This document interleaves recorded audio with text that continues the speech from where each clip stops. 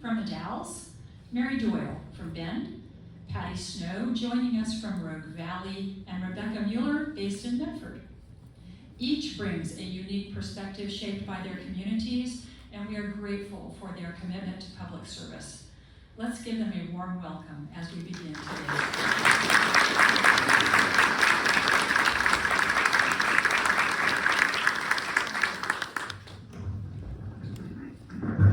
Good afternoon, thank you for coming. I'm moderator Lisa Gamby, and I have to say that if you are ever asked to give a bio for an event, just send it to Kathy Clark, your personal AI assistant, and she will make you sound fantastic. It's really very amazing. Thank you, Ms. Clark. Ladies, thank you for joining us. We're going to go through, and Rebecca, having drawn number 1, will be the first to start with questions today. Sorry, am I close enough, Mike? Mike also had to give like this. Oh, there we go. Now they're hearing me in the back. Okay. So we'll go through, you'll each have 2 minutes. Debbie, as she mentioned, will be your timekeeper, so kind of keep an eye on her. We will gently remind you if you've gone a little too far. Each of you will have a time, so when you are done with your question, just turn to the next person in line, and then that will be your cue to the next person can say their question. Any questions about that? Okay, we're going to start off easy. Please tell us about your educational background, your job experience, family, and one word that people who know you would use to describe you. And Ms. Mueller, if you would go first. Great. I was a little worried about being first, and I was like, oh, I'm going to get the bio question. That's a great way to start, because I am a little bit nervous. So my educational background starts with the fact that I am a physician. So my early education in terms of elementary and whatnot is actually a mix of private and public schools. And then I went to a private college, went to a public medical school, got a dual degree as an MD and Master's of Public Health, and then did my residency training in Pittsburgh. They had a unique program there called Community-Oriented Resident Education, which really emphasized how community really not only supports health, but also is a huge determinant of your health to begin with. So that's the educational background. In terms of career, after training in residency, I thought I was going to stay urban, and what I noticed was that rural and small communities were the ones that had the true shortage of healthcare providers. And I had always wanted to dedicate my career and work with kind of under-resourced communities. So I left there and went back to Iowa, which is my home state, and worked for 5 years in a community of 25,000. And then for various reasons decided that Iowa was not where I wanted to have my forever home be, and looked for areas that I could raise my family. And Oregon, specifically Southern Oregon with its sunny vibes, and it's really a crucial community for healthcare. As you know, there's a lot of places that are under-resourced around it. So I worked for Eagle Point for 8 years. I do have 3 kids, a husband. Today is my 23rd wedding anniversary. And I have 2 dogs, and now I'm at time. Hi, I'm Patty Snow. I was born and raised in Burley, Idaho. If any of you know it, it's only probably because you were driving from Oregon to Utah and you went past and stopped by at Perkins for pie. It's about anything that anyone knows about Burley. Burley is a small rural community, much like many of the communities in District 2. It's also very red district, if that sounds familiar. And so I was raised by Republicans, generational Republicans.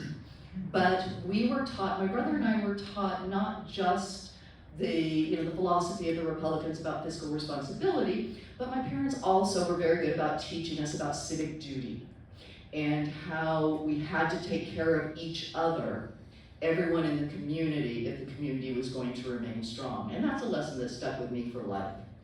I went to school at the University of Idaho, and much to my parents' chagrin, I changed from an architecture major to a theater major.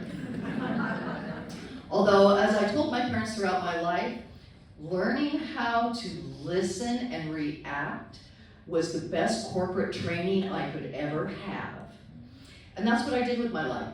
I've been in business management for nearly 40 years. I've worked in a variety of different industries. I have managed hotels. I have worked in the gaming industry. Right now, I am the owner of my own small business called OsteoStrong in Ashland. And we're a health facility that helps people to build their bone strength. And my business management and knowing how to assess issues, deal with them, and deal with people, employees, vendors, customers, that is what has helped me to understand how I'm going to work with those people in Congress. And Dawn, it's your turn. Hello, thank you everyone for coming today. So education was important in my family. My mother was a professor, so it was pretty much preordained that I was going to college, which I did. And ironically, I guess I'm a little bit of a late bloomer. I'm almost 58 this month, and I was nominated, I apologize.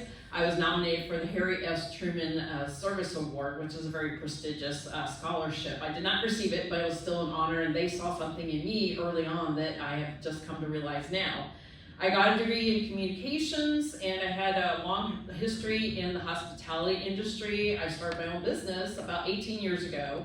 I'm a resume writer. People think, what does that have to do with politics? Well, I'll tell you what, when you are switching gears so fast every single day, and you can have multiple people in one day that can go from talking to an IT person, to a rocket scientist, to a social worker, to a new college graduate, you learn how to listen.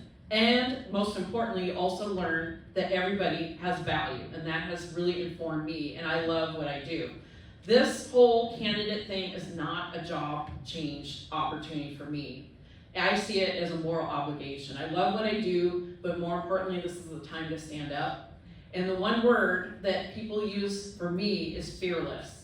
My family's 500-year-old motto, my original name, maiden name, that's the word, maiden name was Tryon, and it was, my sister and I are the last two Tryons out there. And our motto, family motto, is do good and don't be afraid. I'm not afraid. Oh, All right, a little bit about me. I grew up in Beaverton. I am a product of Oregon schools. I spent kindergarten through 12th grade in Beaverton, Oregon. I did my undergraduate at Portland State University in international studies with a focus on political science and economics. I was not expected to go to college. I was raised in a very Republican, religious household, and I was expected to be a housewife. But I was adopted, so my brain is a little bit different from my family, and I chose higher education as a route to speak my voice. I received my my master's of teacher education from Eastern Oregon University, and I also have credentials in administrative licensure from the University of Oregon. So I'm also a product of Oregon Public Universities. I did spend a year abroad in France. I had the privilege of attending Université de Lumière prior to the European Union formation, so there was a lot of emphasis on policy, banking, and what it means to join in a greater good for the people. My background is, prior to that, I worked in retail, I worked in grocery. My dad was an Albertsons man. I worked for Nordstrom's, I worked for Mount Hood Meadows, I worked for Timberline, I worked for Ski-Bowl. I did those jobs just to get through school because my family didn't fund my education. I had to pay for it for myself, and I finally paid it off when I was about 51. I'm 57 now. It took me a long time to do it. I'm currently a 20-plus year educator for Ben Lapine Schools. I have taught in nearly every grade level. Currently, I am a teacher on special assignment in Lapine, where I'm a salaried substitute, and I just go where I'm told. And if you ask the kids one word about me, they will say that I'm fair. If you ask my colleagues what it is about me, they will say that I am kind of tenacious. I seek for something I need to find, I need to solve. My family is my life. My oldest was born in Hood River. My youngest was born in Utah. And thank you for your time.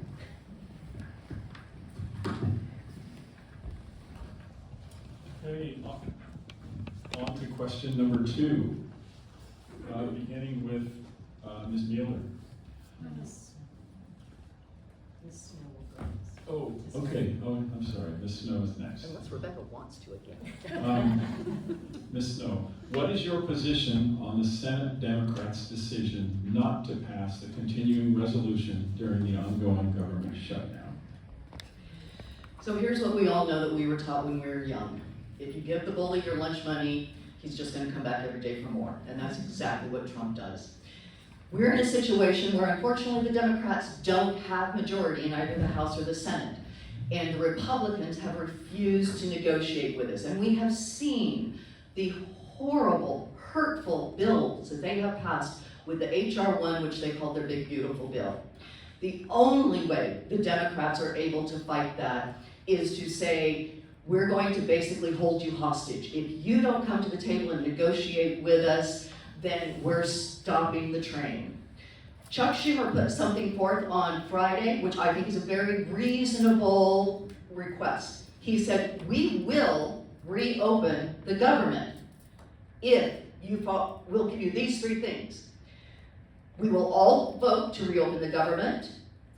We will all approve a one-time temporary 1-year extension of the current American Care Act tax credits. And after reopening, we all negotiate. Those were very fair requests. They weren't asking for more money. They were asking for simply an extension of what is currently the law, and that the Republicans be willing to come to the table and talk to the Democrats who represent their constituents. This is for the people of our country. They're not listening to half the people in our country. So I stand behind that. Sometimes you have to take drastic measures in order for people to listen who are unwilling to listen otherwise.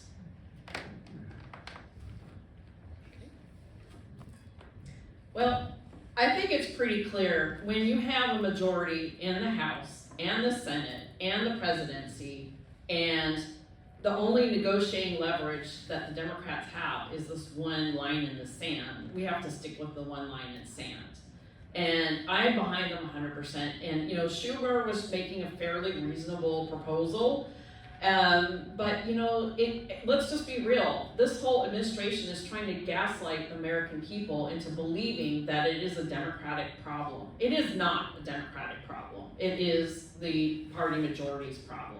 And I think it's not our fault as Democrats that we are standing up for what we believe and what's right for the American people. So in my mind, I think they need to hold the line. And I refuse to let the gaslighting continue.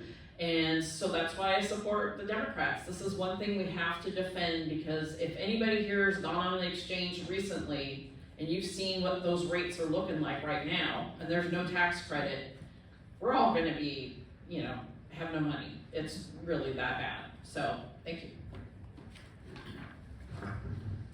Well, what we are witnessing in this continuing resolution fight is more than just a budget stalemate. It is a standoff between democracy and deflection. When Senate Democrats refused to pass the stopgap funding bill this week, they weren't just voting no, they were signaling that they will not enable a system which weaponizes the basic needs of Americans over political power and political cover. Meanwhile, millions of American families, federal employees, low-income Americans face real harm. The paychecks are delayed, the food aid is under threat, and essential services are paused. The shutdown is being used as leverage to protect power, to protect unaccountability, and to shield the powerful from scrutiny. I believe a continuing resolution in this moment would only prolong the cycle of uncertainty, of distraction, of allowing truth, and a need to be put on hold while agendas move behind closed doors. We deserve more than a fund it now talk later. We need transparency now. We need accountability now. The American people deserve a government that doesn't hide from its failures, that doesn't delay justice, and that doesn't use hunger, missed health care, or lost wages as leverage. That's why I stand with those who say the surviving path forward must be protecting people now and exposing what's being delayed behind the curtain. Because the health of our democracy isn't measured by who wins the next vote, it's measured by how we protect the people right now.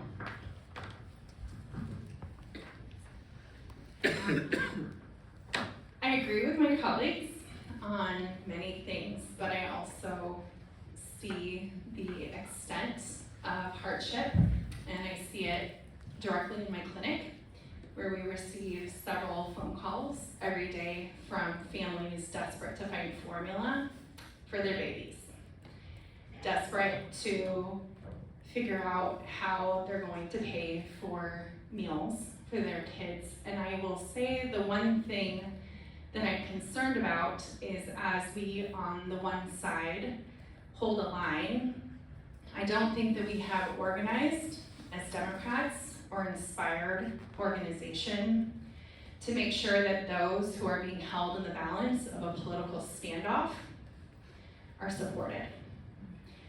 So absolutely we need to hold the line. I think there were multiple lines that we could have held, if not in policy, then at least in our messaging. I do not think the Democrats have had a convincing message for the American people for a long time that says we are here with you. And I will say that if you're a Democrat in this room, you may disagree with me, but the way that the votes have been going tells you that their message of being for the common man has not been heard.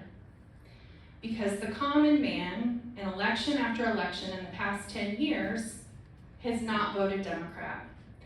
So I am for holding the line. I am for doing a better job at sending a clear message to government that we absolutely stand for democracy, but that a democracy that does not work for the common person, man and woman, is broken.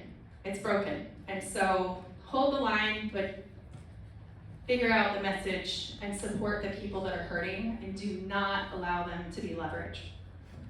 And we'll start with this question. And if at any point you need the question asked again, feel free to ask Mike or I to do that. All right. Medicaid cuts pose a serious threat to rural healthcare infrastructure, especially in District 2, where hospitals already face staffing shortages, financial strain, and limited access to specialized care. What specific policies or funding strategies would you advocate to ensure these hospitals remain open and fully operational? How will your plan address both immediate risks and long-term sustainability for rural healthcare providers in our district? Well, you know, I think we really have to address the elephant in the room. We are the only nation that does not, in the Western world, that does not have a single payer healthcare. And we need to create the pathway to achieve that and eliminate the middleman. That's where a lot of the prices are going up. So I'm advocating a single payer model. I also think that we need to make sure that all Americans need to have access to safe, affordable medicine. I just recently had to purchase a prescription that normally costs $1,100 a month, and I paid $392.03. That's one medication. I know there's many more that are much more expensive than that. This is not sustainable. Americans cannot keep forking out this huge amount of money for just our health care, but our medicines as well. I also think we need to innovate how we train and attract and retain health care personnel. Right here in this very town, we have a real issue. We're concerned about our hospital, Mid-Columbia Medical Center. Even though we are under the Adventist medical banner, they were talking about having to limit the number of beds. I mean, what does that mean for our community or the greater area? We're the largest hospital in the region, really. So if we end up having to close, where do we have to go for our health care? We have to support that. And we also have to rigorously regulate the pharmacy managers and private equity investors that are involved in our healthcare system. And we have to improve medication to access to medication, healthy food, and healthcare for older Americans and those with disabilities. Thank you. Healthcare, excuse me, healthcare is not a commodity, it is a human right. Yet our system treats illness as profit and not people as priority. I believe healthcare should never be owned by hedge funds or corporations whose success depends on denying care or inflating costs. In the short term, I'll fight to protect and stabilize rural hospitals by increasing federal reimbursement rates for Medicaid and Medicare and expanding emergency stabilization funds. We need to strengthen recruitment and retention of healthcare workers through loan forgiveness, housing assistance, and community-based partnerships, keeping care local and grounded in our shared values. Mosaic Community Health in Central Oregon is a model. It is community-owned, it is a nonprofit, and it is accountable to the people that it serves. Long-term, we must move forward, as Don said, to Medicare for all, through a gradual transition, expanding eligibility groups, protecting healthcare jobs, and ensuring every community has consistent and quality care. We'll fund this through progressive taxation and fair employer contributions. Billionaires and corporations who profit most must give back to the system that actually sustains them. We must also break up hospital monopolies, expel pharmacy benefit managers, and ban the use of AI to deny claims, which is happening in real time. Transparency and trust must replace the greed and the algorithms. No one should ever, and I'll say ever, have to declare bankruptcy because of medical bills, ration medication, or skip care to survive. Healthcare is about dignity. And as your representative, I'll make sure that dignity is protected for every person in every county and across Oregon's 2nd Congressional District. As a physician, of course, healthcare is near and dear to my heart. Interestingly, when I was preparing for this, one of the other questions is what committee would you be on? And my campaign group was always like, healthcare, healthcare, you need to think about that. There's not a committee on healthcare. Healthcare is addressed as a subcommittee in 3 different committees. They are the Oversight Committee, which has a subcommittee on healthcare and finance services. They are under the Commerce Committee, and they are under the Appropriations Committee, which of course is just about how much money they get. And I think the first thing we need to do is get healthcare out of commerce. If you're making profits off healthcare, think about where that money is coming from. It's coming from people or employers, employees and employers who are paying money for premiums to a healthcare system that has created 37 billionaires. According to Forbes, there are 37 billionaires who have made their money in healthcare. It supports a $1.5 trillion hospital industry and a $1.5 trillion separate healthcare industry. Think about where those billionaires are getting their money. You are paying your premium. Are you paying your premium to invest in a hedge fund? No. You're paying a premium, your employer is paying a premium because you want to see that money delivered back to you in real life healthcare delivery. So of course we need to be addressing all these other issues, but the first thing we need to be doing is think of healthcare as a public good. And I'm going to use that term instead of right because I'm running an Oregon District 2. And I know when we say that healthcare is a public right, there are people that have a hard time coming to that idea. But I do think, just like education, we can view it as a public good. And for some reason, that invented language may soften the hearts for people that need to see it differently. So the first thing we have to do is we have to put out the fire. And the fire that we're immediately facing is that due to the Medicaid cuts, our rural hospitals are in danger of closing. Right now, they have cut the amount of funding going into Medicaid by nearly 50%. And many people don't know that where the money comes from for Medicaid that supports our hospitals, it comes from something called a provider's tax. And the provider's tax is a tax that is paid by caregivers, hospitals, healthcare clinics, And it is based on their income from the previous year. Right now it's capped at 6%. They pay that to the state. That is part of the money that goes into the Medicaid pot. The federal government then matches that 6%, and that's why they want to cut it. They don't care if the medical providers are paying 6% of tax, but they sure as hell don't want to have to pay 6% of federal money to fund Medicaid. But by what the big, beautiful, ugly bill did was it cut that 6% down to 3.5%. So it cut almost half of our money going into the Medicaid pot. And our rural hospitals, many of them take up to 40% of their revenue, of their money they use to exist, comes from that Medicaid pot. So you've just cut that almost in half. So first thing we have to do, put out the fire and get that provider tax back up to 6% and insist that the federal government do their part. The other thing is next, then we have to build the economic stability of our small rural communities. Because right now, with everything going on, with climate change and with the rural hospitals failing, and with education systems being poorly graded, our rural towns are at risk of folding. So we need to strengthen them to strengthen also our rural hospitals. Sorry, I ran out of time.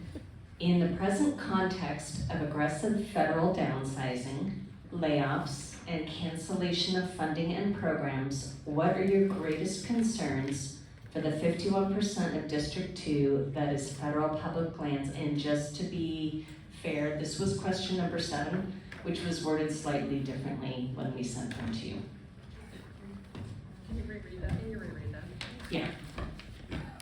In the present context of aggressive federal downsizing, layoffs, and cancellation of funding and programs, what are your greatest concerns for the 51% of District 2 that is federal public lands?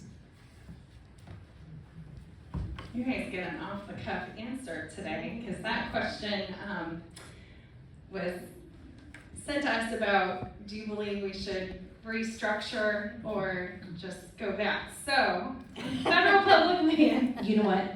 Would the 4 of you prefer that we go back to the original question, because it was worded slightly differently and you might have prepared an answer based on that? We are happy to do that. That's okay. I think we can do off the cuff. So, let's say public lands is not my top effort. So, or my top issue. Although it's really important to our district, so it's gonna have to be.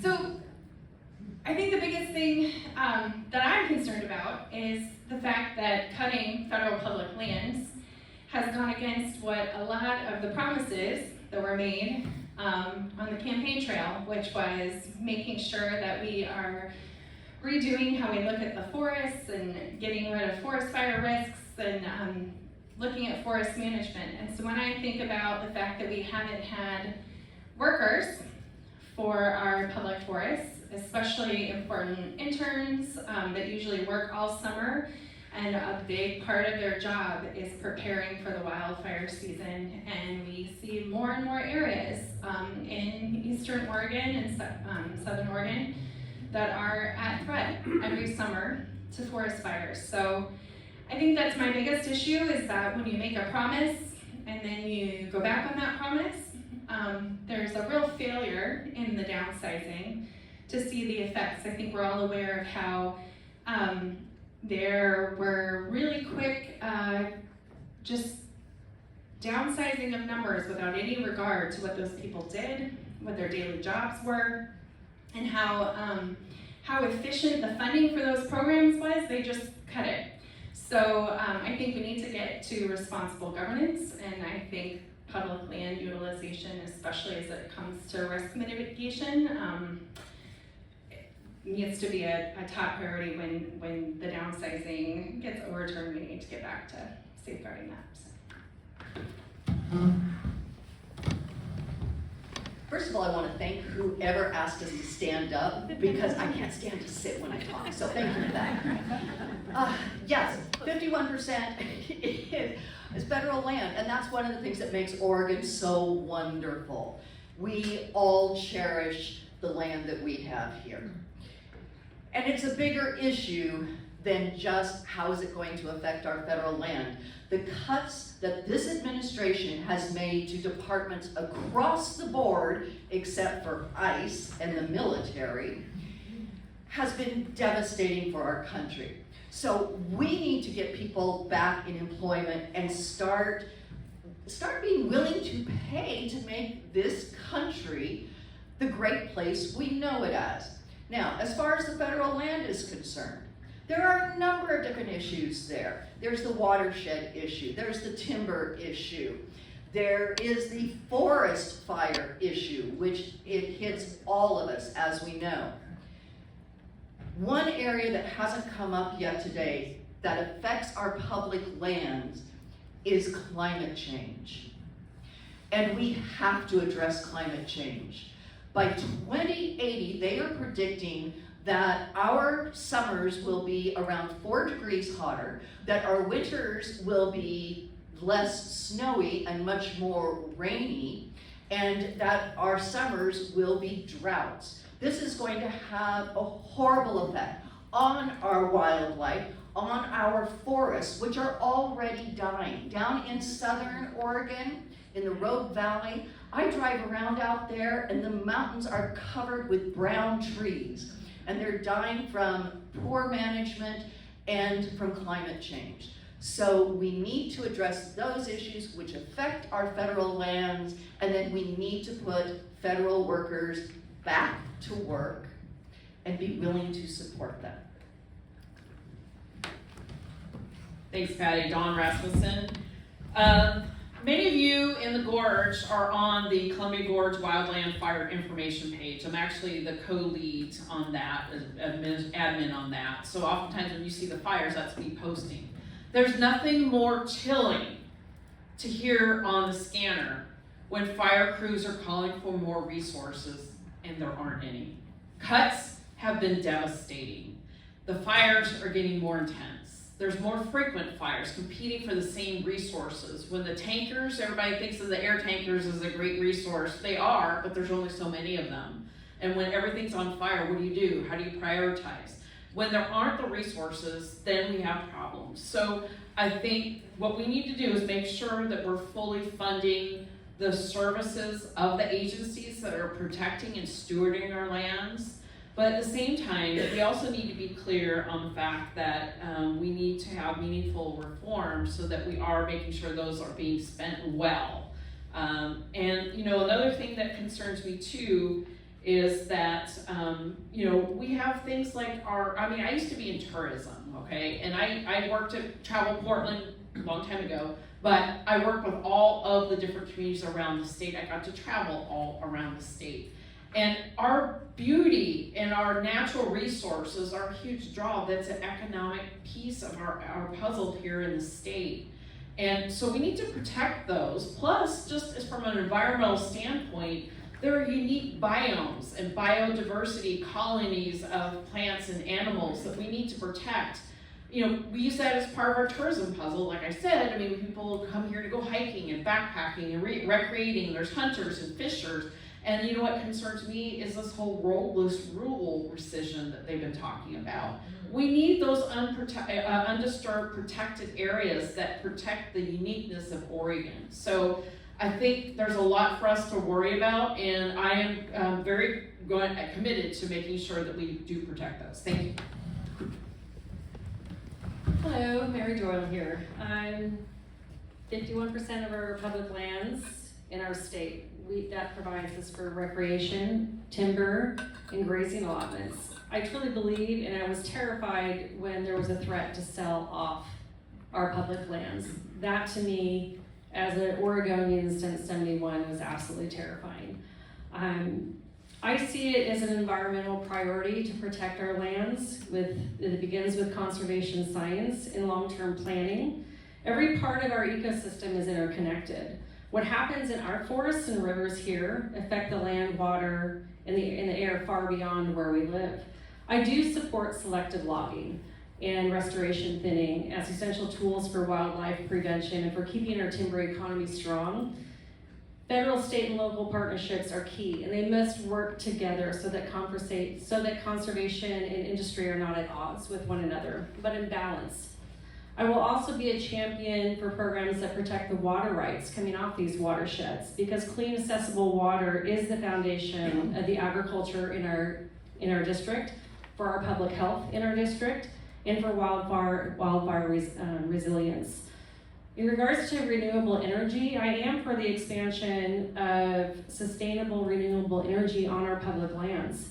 I believe that we can be responsible. In Newberry Crater, they're starting a project with geothermal that could be extremely vital to making sure that we sustain electricity prices that are not going to price us out. And it's also, climate adaptation is both a responsibility and an opportunity. And it's our duty to protect the land that we've inherited. And sustainability for me is an ethical issue as well. And there was a question about committees, and one that I would want to be on is the ethics committee, because I push for transparency and campaign finance reform, because when the corporate interests through Citizens United has bought our speech and our policy, it's the environment and the working people that pay the price. And we need to be honest and be accountable, and we need to plan for generations and not just election cycles. Our next question for Ms. Rasmussen. No. District 2 spans 2/3 of Oregon and includes many politically unaffiliated voters who may not engage with traditional campaign outreach. How will you connect with these residents, earn their trust, and show that you are listening and responsive to their concerns? Yes, District 2 is vast. We are the 7th largest congressional district in our country, and I think we need to remind ourselves of that. It's from the ranchlands to the timber valleys to our small towns.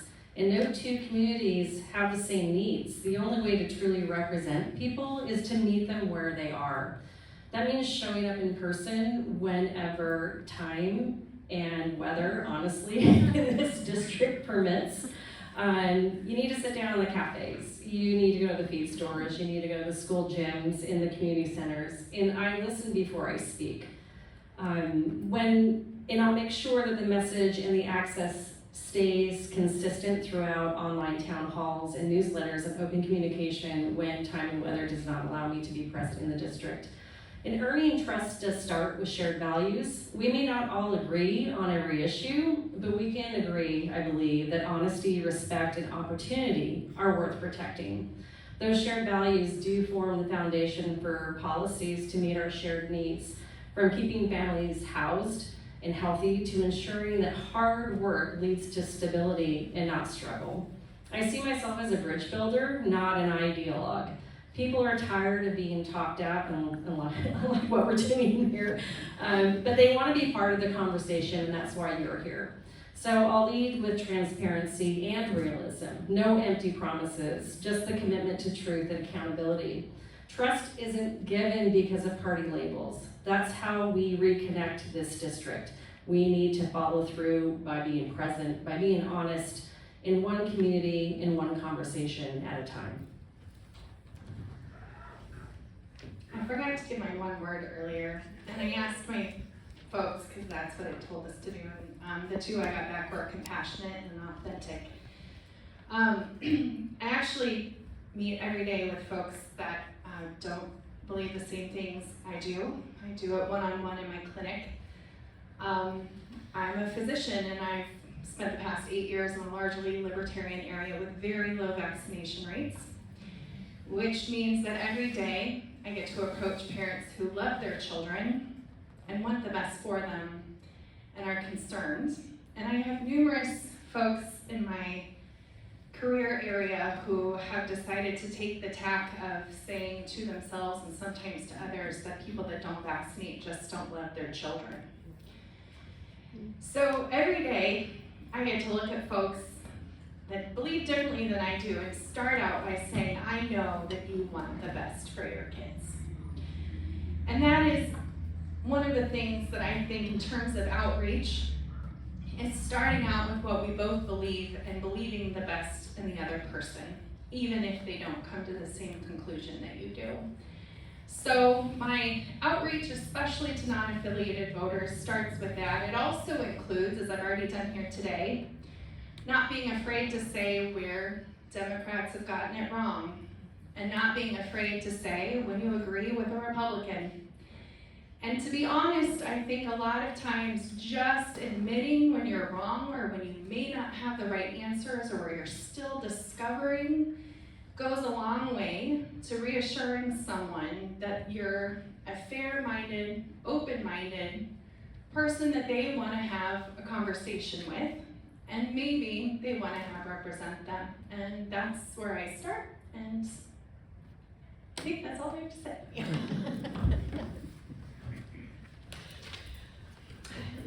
Okay, so the statistics are that in our district, Democrats are at the bottom of the totem pole. There are around 32% Democrats, about 34 to 35% Republicans, and 36 to 38% non-affiliated voters. We call them NABs.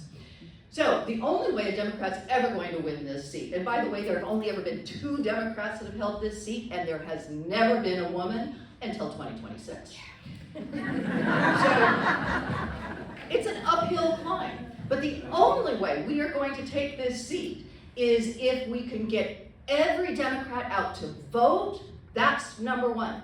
Number two, we have to appeal to the non-affiliated voters. The reason they are non-affiliated is because they're not real wild about the way either party is dealing with it. I'll tell you what my position is here. I love Venn diagrams. I'm a bit of a science nerd.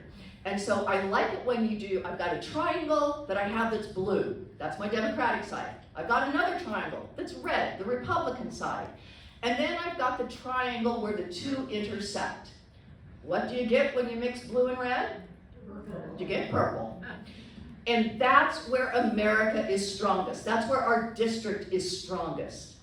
We are a diverse country, and that's a good thing. We need to celebrate that.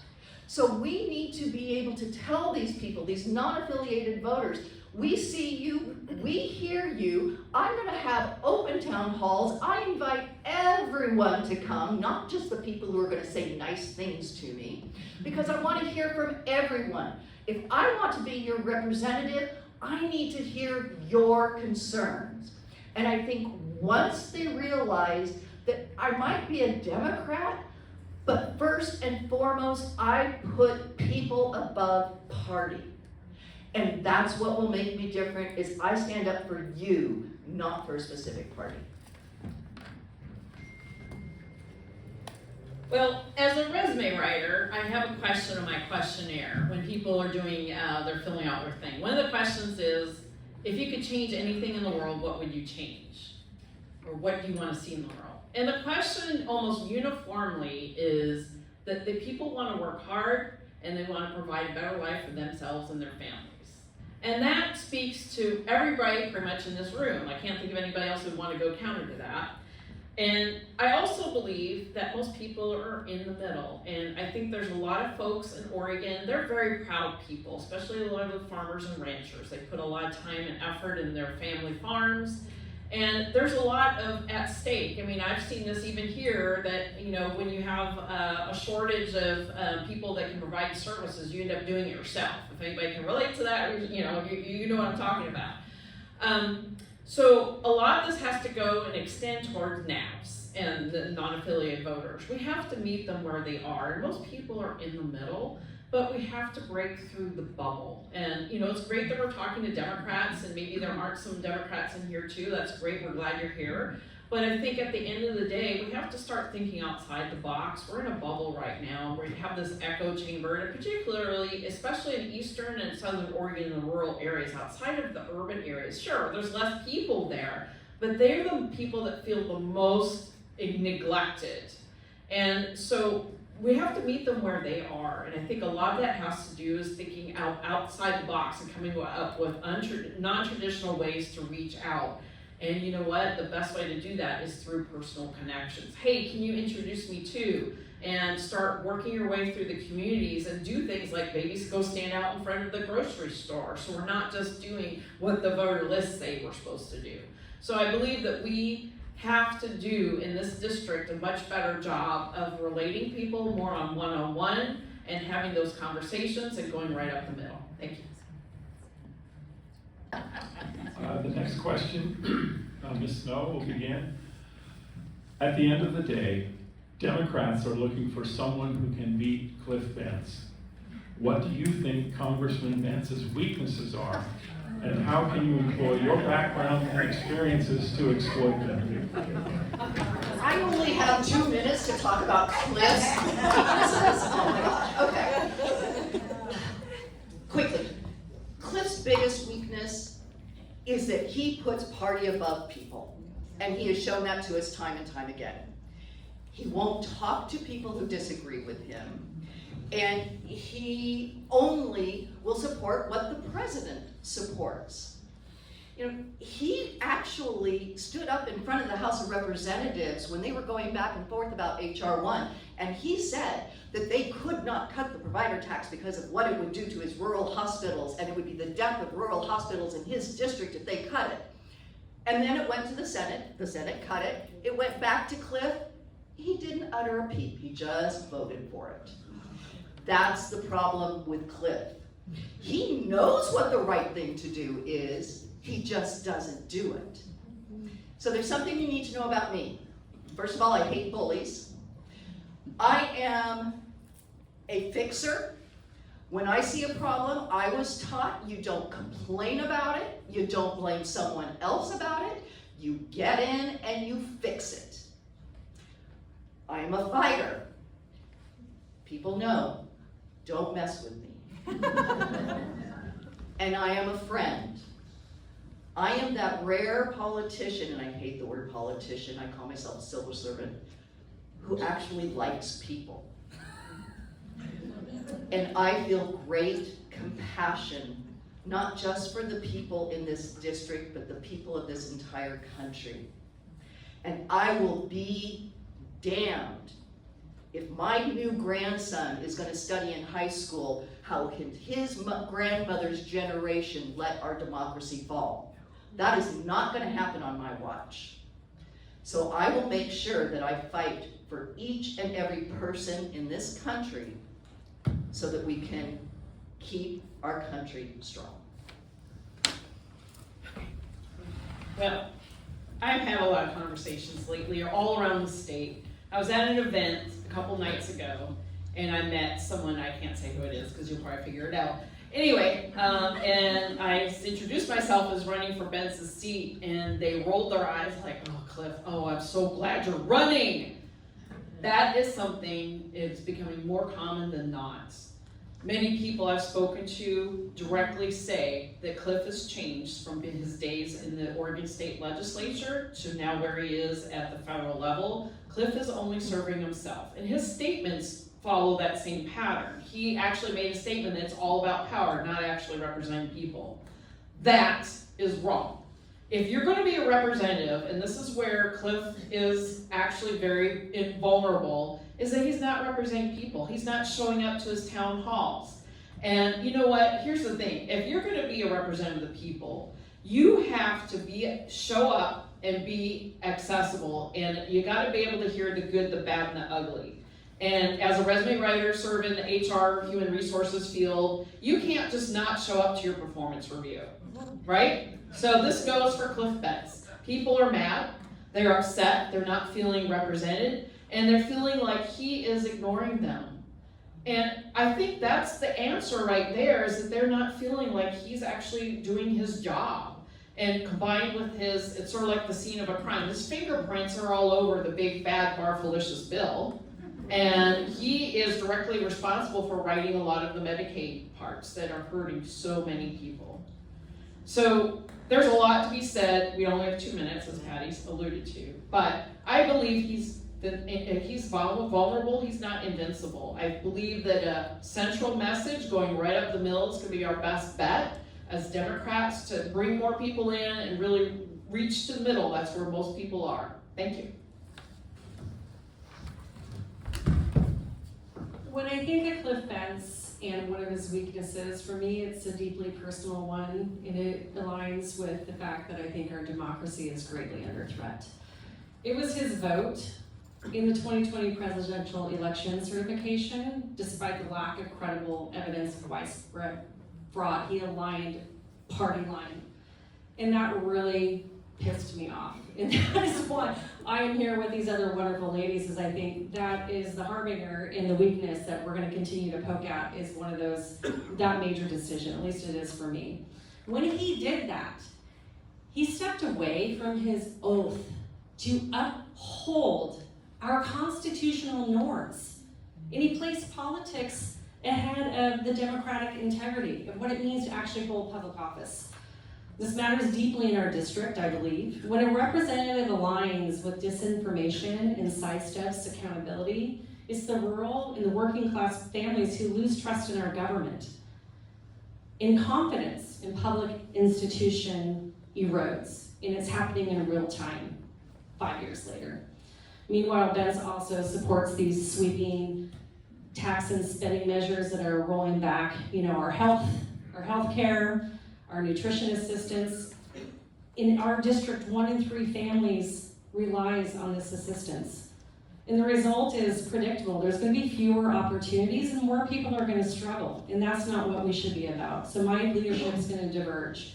I'm going to place integrity, accountability, and service first. I'm going to defend verified election results and stand against the rhetoric of denial and prioritize making government work for people, not party interest. Representation is not about maintaining power. It's about earning trust. It's about showing up, listening, and acting, and never placing convenience over politics in the lives of the people that you serve. So I'll lead with clarity, service, and authenticity. Thank you. Rebecca Mueller, that's my name. So I think that Bentz's greatest weakness comes from the fact that he is now a career politician. He served in the Oregon House and then Senate, and then when he had skipped too many work days in the Senate and could no longer run there anymore, he decided to throw his hat in the ring to run as a representative to DC. So that career politician aspect means that he is really out of touch. And on September 29th, he was interviewed by a news station who voiced concern about the Medicaid cuts. And they asked a question, it was a question they received from the audience, and he said, the question was, 40% of your district is on Medicaid. What do you think about these cuts that are going to be coming to your district? And first of all, Cliff Bentz has a quibble with the word cuts. He says, they're not cuts, they're savings. We're just getting rid of fraud and abuse. However, I've yet to see the study that says there is sizable fraud and abuse that is plaguing our Medicaid system. He also said, and this just really fires me up, don't you know that that means, he also said that the number is not 40%, it's 33% of his constituents are on Medicaid, not 40%. They need to get their facts straight.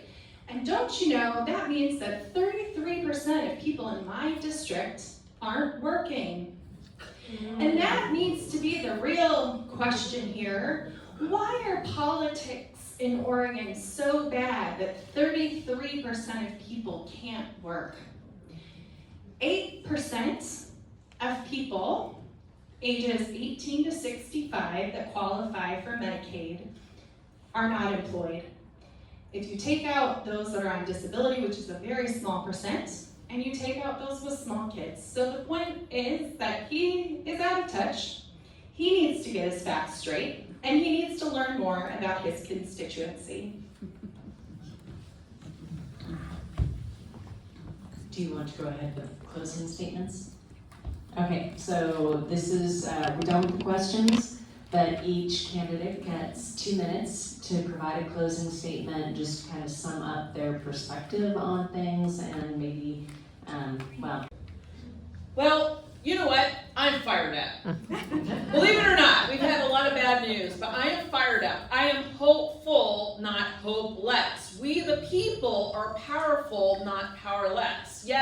same time, we have to be fearless, not fearful. My 98-year-old high school civics teacher, he fought in Iwo Jima in Okinawa, and he and his generation fought fearlessly against fascism.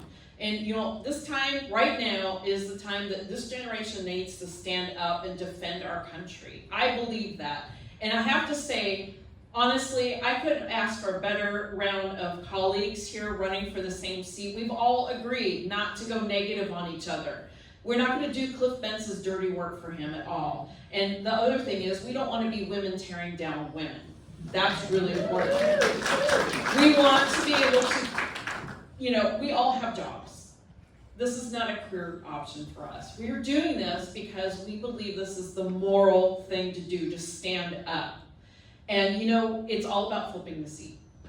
We also want to exhibit party unity. So whoever wins, the others, we've all agreed that we're going to drop out and endorse the winner. That is what the leaders that we want to be, we're doing that now because that's what we want to see.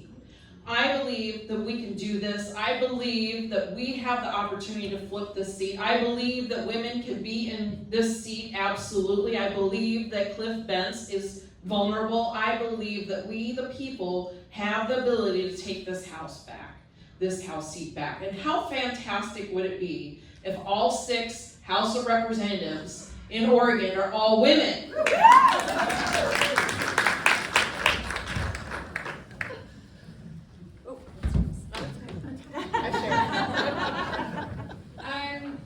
This journey started for me in 2015 when I started to think about throwing things at the TV because I was so incredibly pissed off. And I've always been kind of a news junkie. I was raised with the nightly news, you know, Peter Jennings, all the guys, you know, we'd watch, and then we always had a newspaper delivered to, but I was never allowed to read it until my dad read it when he came home from work. And then in college, like I said, I really was engaged in political science and economics because I was raised in a fairly privileged household, but we lived very, very well beneath our means, meaning that the first moment I had to work was when I had to start paying for my own things at 14. So I had to kind of scramble my way through getting into adulthood to a certain degree. But then that election happened, that fateful one, and I just, like I said, I was so angry. And then one of my friends from Hood River, Michael Byrne, stonemason, actually ran for this seat in 2018. And when he ran, he reminded me that you don't have to be this great human to stand up and defend democracy. You can be the ordinary person, like me, a public school teacher, and stand up and have the courage of public service. And it takes a lot to step into this role when you know you're going to be up against people who have been in this position for years. They have their backdoor meetings, they think they can control you. But one thing about being a public educator, especially in poverty schools, I've been screamed at, I've been cursed at, I've had things thrown at me, but I still had to turn around and teach those students who are still in the room. So for me, I can calm myself in absolute chaos and in emergencies when there's a lockdown. You have to be able to center yourself to step in to do the hard work. And so that's what my focus and what I'll bring to this is that calm in the chaos. And I'm not going to ever let anyone step over me in regards to what I think is morally and ethically just. Thank you. I'm Rebecca Mueller. So I just want to echo what Don already said in that I hope that being here today gives you a lot of hope for the future of Oregon Congressional District 2. We have outstanding women with just incredible character, a true moral compass that stays true to the beliefs of human dignity overall, and so I'm really excited to hear everything they have to say. It's also the first time that we've heard each other to this extent, so pretty exciting for us as candidates, knowing that whoever wins, we're going to be passionate about supporting them too. In terms of my closing remarks, just something I want to share about me, because I am a more moderate candidate, and I want to just make sure everybody knows that that's not because I don't have a true compass that points straight north, because my north is human dignity.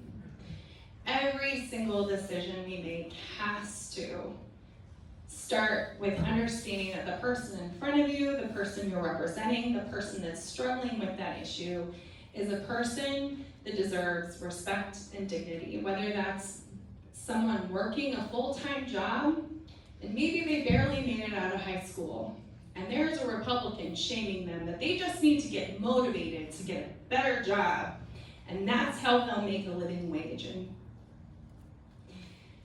they deserve a living wage. It just happens. So I swear my 2 minutes goes faster than everybody else's.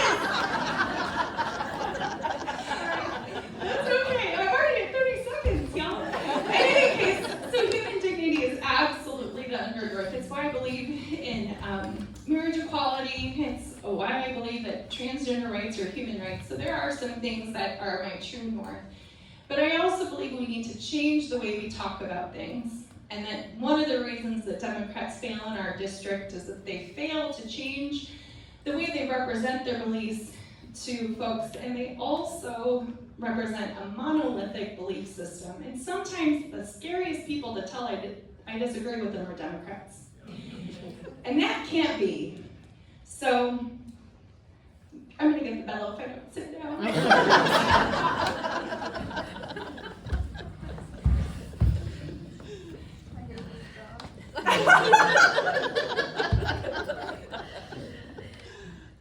So, the most common question I get asked is, why did I decide to run?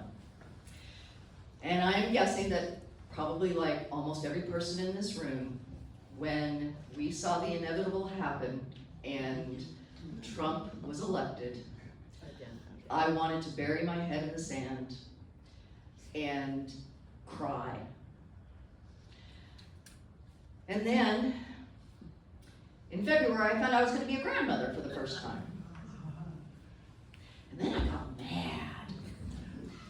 Because, as I stated earlier, I refuse to let my grandchild grow up in a country that has less freedoms than I have. That's not going to happen. So I started thinking about running. And I asked people what their thoughts were. And, you know, we get to that one word, if we described ourselves in one word. I asked other people. The people that I'm friends with, the word they used was compassion. They said, we need someone with compassion who cares more about people than political parties to be representing us. I asked people I worked with. They used the word insightful. That I have a tendency to look into issues and not just see the surface of what's going on, but to look deeper and find out the real problem and work to find a solution. As I said, I'm a fixer. I would love nothing more than to get in and start causing good trouble in Congress and get on Trump's enemy list, because then I would know I was doing something right. And when my grandson is in high school and he's reading about this time period, because there's going to be a whole book written about this time period, he's going to turn to his friends and he's going to say, my grandma helped save that. That's why I'm doing this. For my grandchildren, for your grandchildren, for all the people to come, that we pass on our country.